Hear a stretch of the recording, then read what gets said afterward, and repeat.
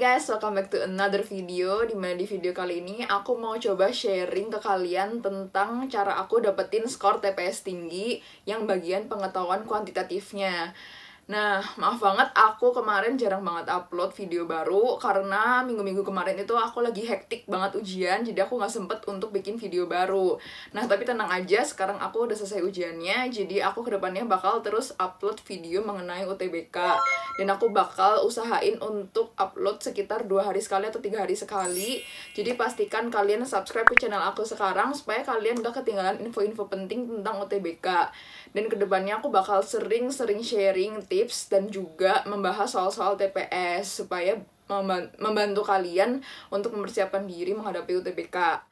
Nah, jadi di video-video sebelumnya, kalau misalnya kalian belum lihat, aku itu ngebahas subtes TPS, tapi yang kuantitatifnya itu belum aku bahas sama sekali. Dan beberapa dari kalian itu ada yang udah request buat aku supaya aku cepetan bikin yang pengetahuan kuantitatifnya.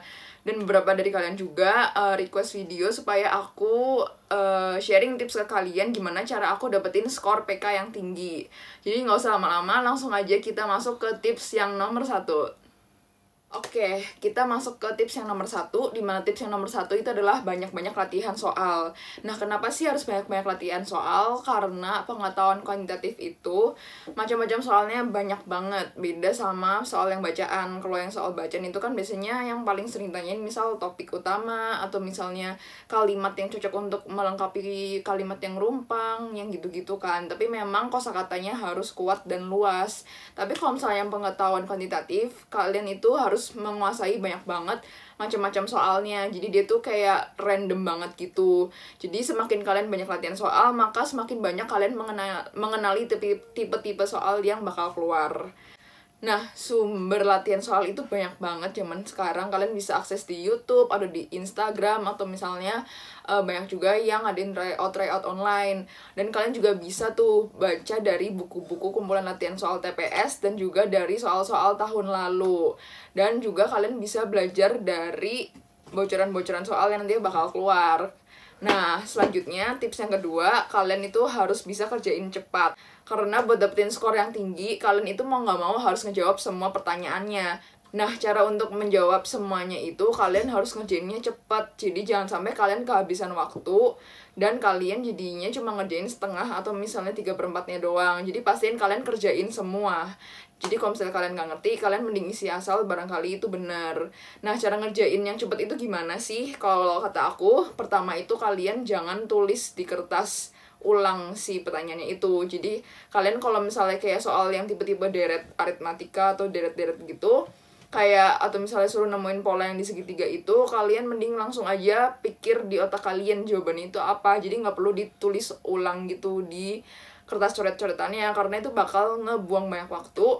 Jadi kalau mau kalian tulis polanya aja, misal polanya ditambah 7, ditambah 3 gitu, supaya itu bisa mempercepat kalian dalam menjawab pertanyaannya.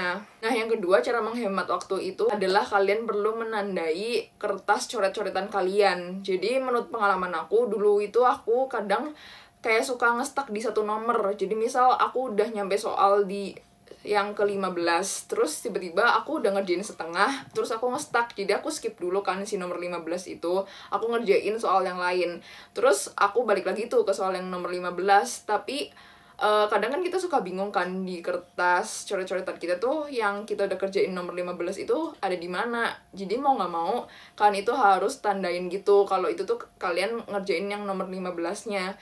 Jadi kalian harus tandain supaya kalau misalnya kalian balik lagi mau ngerjain soal itu, kalian udah punya hitungan kalian yang baru kalian kerjain setengah atau misalnya baru kerjain dikit, seenggaknya kalian tinggal lanjutin doang, nggak harus ngerjain dari awal lagi. Nah, kalau kayak gitu kalian bakal jauh lebih menghemat waktu. Jadi pastikan kalian menandakan nomor di kertas coret-coretan kalian itu lagi ngerjain yang nomor berapa. Nah, selanjutnya kalian itu harus kerjain yang gampang dan yang memerlukan waktu yang cepat dulu.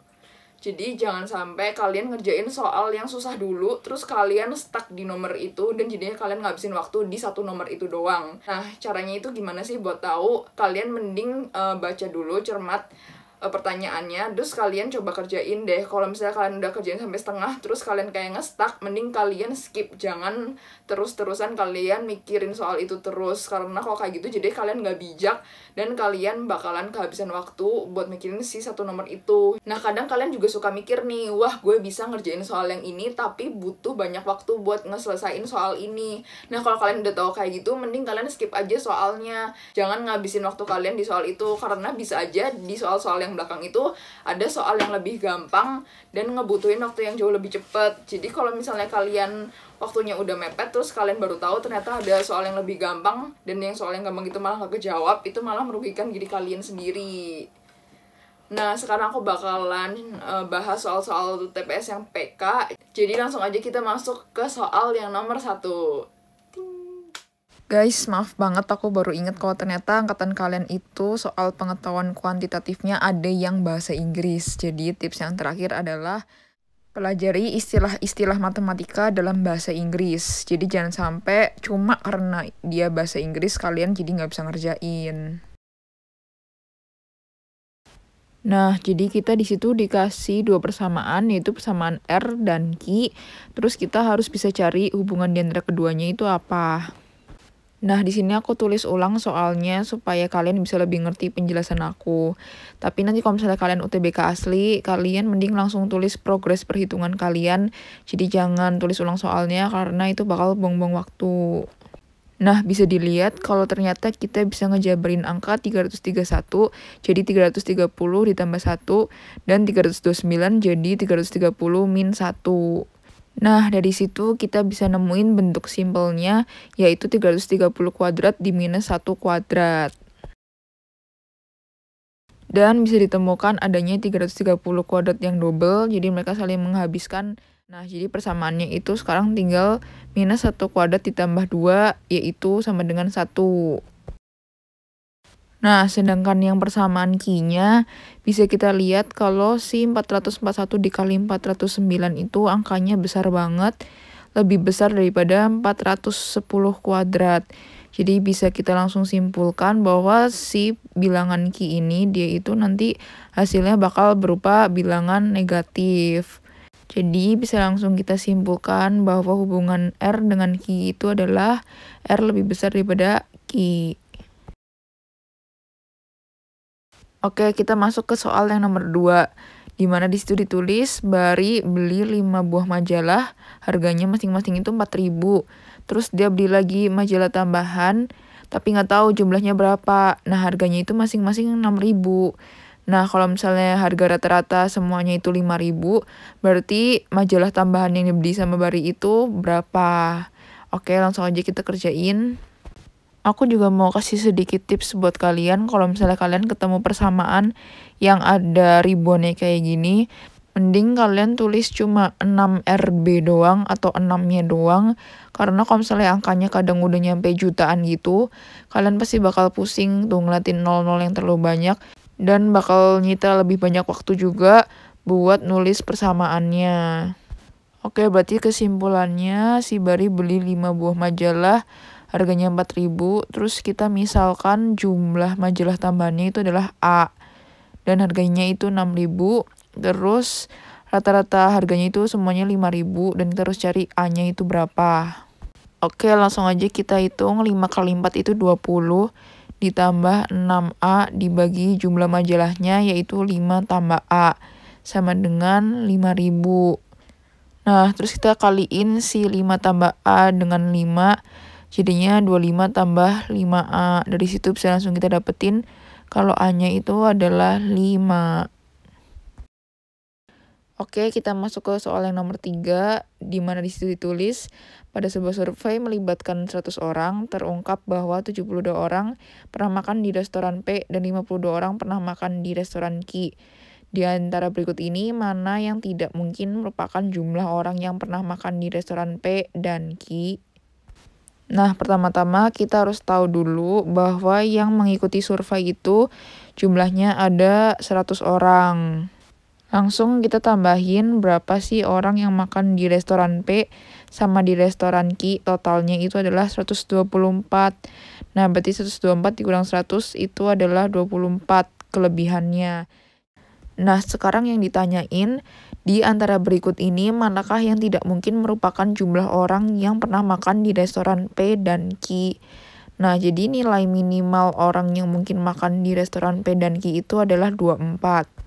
Jadi bisa 24 atau enggak bisa lebih dari 24 gitu.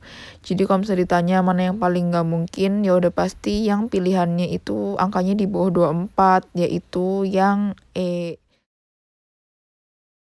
Masuk ke soal yang selanjutnya, yaitu dua orang ibu berbelanja pada pasar tradisional. Ibu A harus membayar 10.700 untuk 4 bungkus mie instan dan 3 kaleng susu kental manis.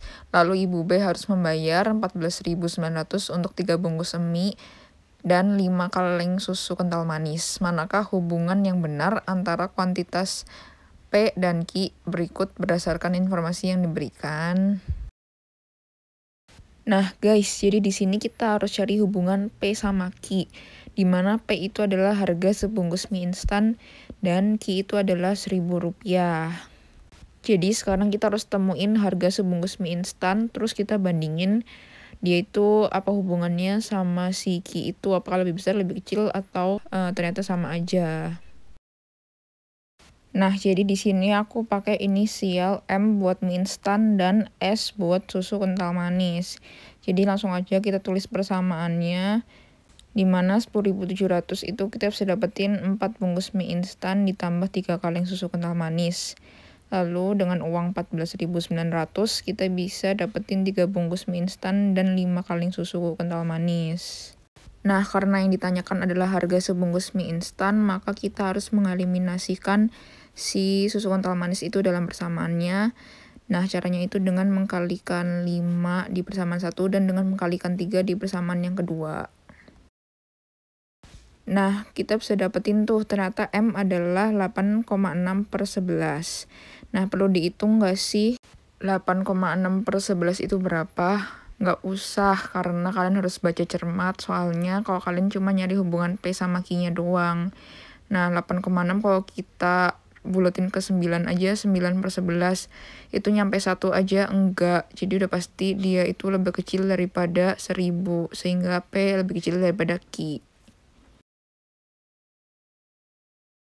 Oke, akhirnya kita masuk ke soal yang terakhir, di mana di situ ditulis pada sebuah acara Pekan Olahraga Nasional, perolehan medali Provinsi X dan bonus bagi pemegang medali adalah sebagai berikut.